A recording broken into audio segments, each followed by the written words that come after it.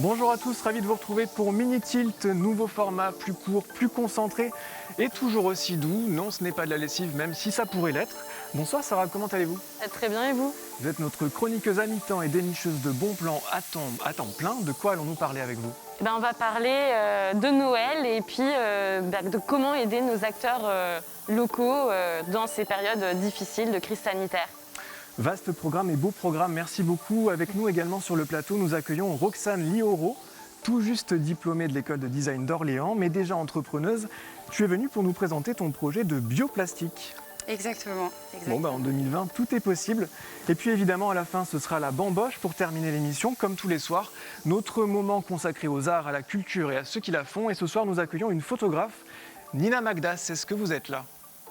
Oui, bonsoir. Bonsoir tout le monde. Comment allez-vous? Bien, très bien, merci. Et vous? Ça va. On vous retrouve dans un instant. Vous faites des portraits que nous aimons. Vous faites ça à distance, évidemment. Confinement oblige.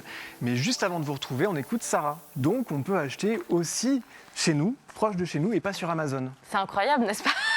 On aurait tendance à l'oublier. Eh oui, c'est ça. Notamment les livres, du coup, à Noël, c'est quand même un des must de Noël. Et donc, il y a eu un peu la polémique selon laquelle on ne pouvait pas commander des livres, il fallait acheter sur Amazon, etc. Donc non.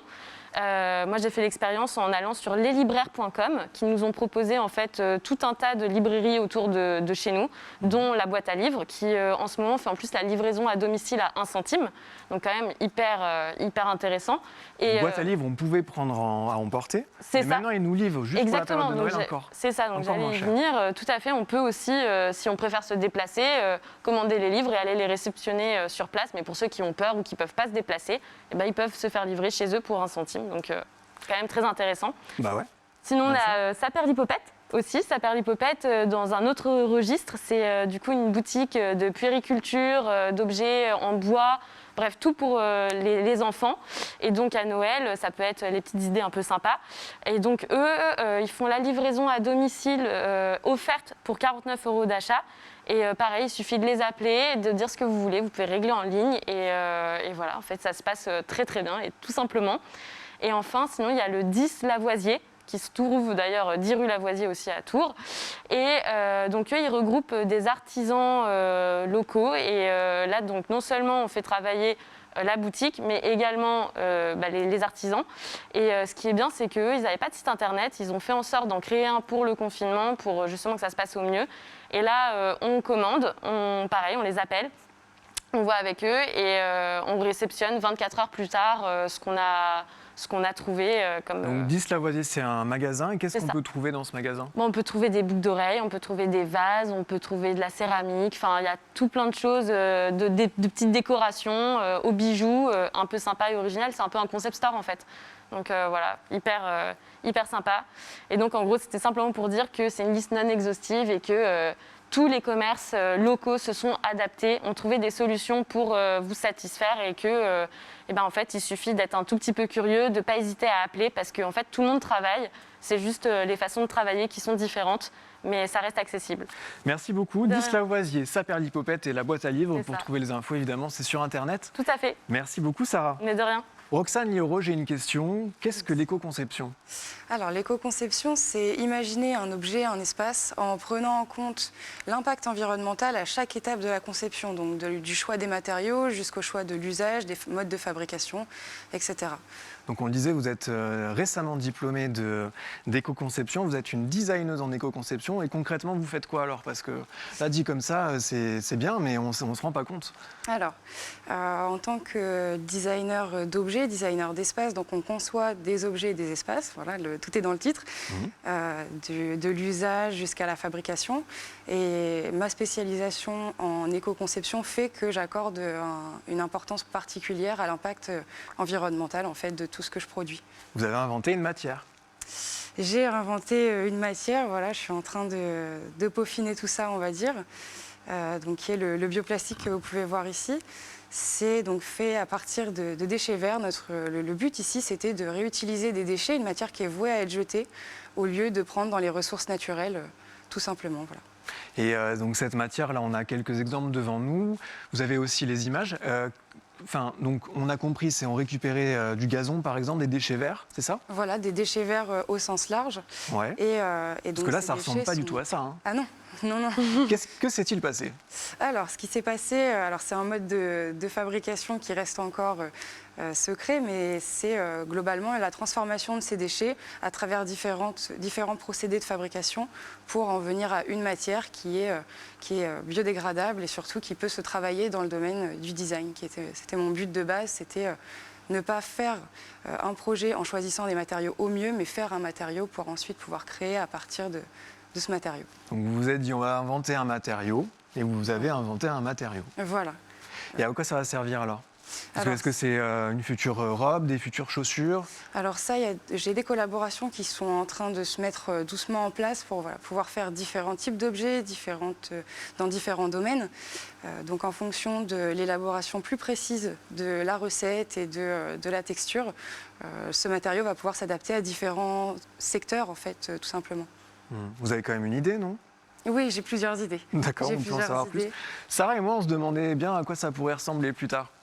Eh ben, alors là, je pense qu'il y a beaucoup de possibilités. Je suis loin d'être la seule à travailler sur ces nouveaux matériaux. Et tous les jours, il y a beaucoup de designers qui nous prouvent que c'est possible de créer autrement.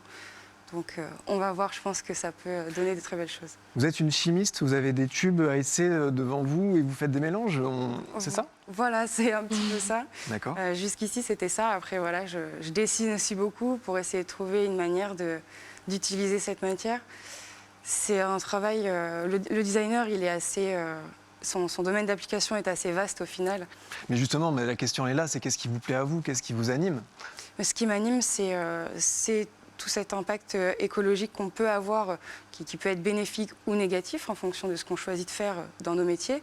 Et c'est aussi justement cette variété en fait, de possibilités. On peut travailler avec différents artisans, avec différentes industries. Et au final, on ne s'ennuie jamais. Donc les quelques images, les quelques exemples qu'on a vus, comme par exemple un porte-monnaie, c'est une fausse piste. Ça ne va pas du tout Non, se limiter à ça. C'est pas une fausse piste. Disons que ça pourrait être, ça a ouvert des voies, mais c'était avant tout pour tester les modes de mise en forme en fait de cette matière, savoir si il fallait que je la colle, s'il fallait que je la couse, etc. Donc ça a été un moyen d'ouvrir. Tu as une question, Sarah? Bah non, moi je trouve ça vraiment super. Je pense que c'est un peu l'avenir quand même, tous ces trucs-là. Donc félicitations Roxane. Merci beaucoup Roxane. Je rappelle ton site internet, en fait c'est plutôt un compte Instagram. Oui, pour le moment. C'est Onim Design, c'est ça, hein? C'est ça. Je ne me trompe pas? C'est Bon ça. bah voilà, si vous voulez avoir plus d'informations, voir plus d'images, essayez de vous représenter comme nous, on a pu essayer de le faire ce soir. Onim Design sur Instagram. Les filles, est-ce que vous êtes prêtes à bambocher? Vous rabambocher? Bah c'est parti. Vous l'avez compris, c'est l'heure de la bamboche. On va prendre 3 bamboches s'il vous plaît, jingle.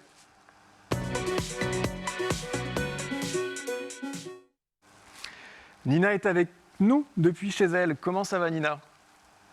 Super bien, merci. Donc vous êtes une photographe professionnelle spécialisée dans les portraits et vous avez donc choisi vous aussi l'année 2020 pour vous y mettre à 100%. C'est un très très bon timing encore une fois. Oui, toujours, mais toujours dans le bon timing. Moi. Bah, c'est ça, mais qu'est-ce qu'une contrainte pour vous? Pas grand-chose. Un marchepied peut-être, parce qu'avec ces 2 confinements, vous vous êtes dit je ne vais pas arrêter de faire ce que j'aime, faire ce pourquoi vous êtes la plus douée, donc vous avez continué à faire vos photos, mais à distance. Exactement. Dites-moi. Non, mais je vous écoute. Comment vous faites alors? C'est très simple, je contacte les gens, ou les gens me contactent via Instagram principalement. Et on s'appelle avec Messenger ou WhatsApp. Et je les prends en photo avec mon appareil photo à travers le téléphone. Donc en fait, vous avez le téléphone devant vous et vous avez vous-même votre portable et vous allez les diriger. Comment va se construire une séance? C'est plutôt un concept à chaque fois ou comment ça se présente? En fait, le but, c'est que ça leur ressemble au maximum. Du coup, je leur laisse trouver une idée. Je prends 1 heure par personne, alors ça dure entre 15 minutes et 1 heure, ça dépend vraiment des gens. Et eux me trouvent l'idée en fonction, parce que comme je bosse à l'aveugle, c'est vraiment en fonction de comment c'est chez eux, où ils se trouvent, je sais pas. Et on en parle au téléphone. Et en fonction de ce qu'ils me proposent, on voit ce qui est jouable ou non. Et moi, je les dirige en leur disant le téléphone plus bas, incliné à droite, à gauche. Moi, je dirige ce que je veux voir à l'image, mais c'est l'idée, la plupart du temps, d'eux. Donc ces personnes qui font leur portrait, ce sont pas du tout, parce que vous êtes Tourangelle, je l'ai pas dit tout à l'heure, mais ce sont des gens un peu dans le monde entier. Hein. Vous m'avez dit, j'ai oublié les pays. Ouais. Il y a Australie, Hollande, Canada et Tunisie. J'ai eu aussi. Après, France, dans toute la France en général. Ouais, il y a beaucoup de photos sur Instagram et comment dire, cette manière de vous être adapté, ça vous plaît? C'est intéressant de travailler comme ça? C'est hyper intéressant. C'est très différent de comment je travaille habituellement, puisque je suis pas une grosse bavarde quand je travaille et comment dire, je laisse plutôt faire les gens. Là, je les ai laissés trouver l'idée, mais c'est à moi de tout diriger après. Mais c'est intéressant, ça m'apprend plein de choses sur moi aussi et ça fait des chouettes rencontres. Il y a des gens que je vais revoir par la suite avec qui je vais travailler. D'autres, on a juste bien rigolé, c'était super cool et si je les croise pour un café, il n'y a pas de problème, c'est super. Mais c'est intéressant, c'est particulier, mais intéressant.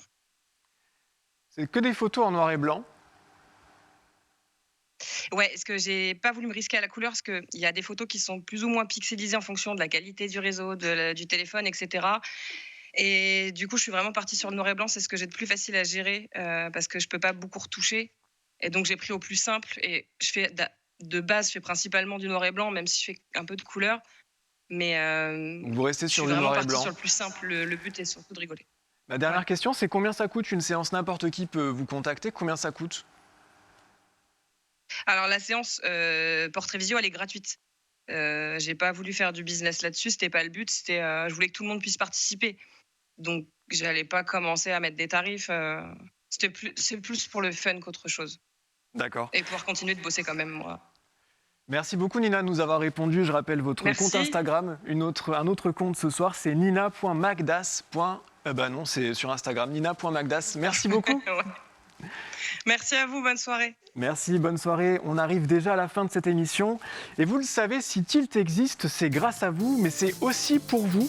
Vous qui avez un projet, une idée, une initiative et surtout l'envie d'en parler, eh ben nous sommes là pour ça. C'est tilt@tvtour.fr. N'hésitez pas à nous contacter. Merci à tous. Merci à toi Roxane. Merci à toi Sarah. Bonne fin de journée. Demain, c'est Émilie et moi, je vous retrouve, même fauteuil, même heure, lundi prochain. Bonne soirée à tous.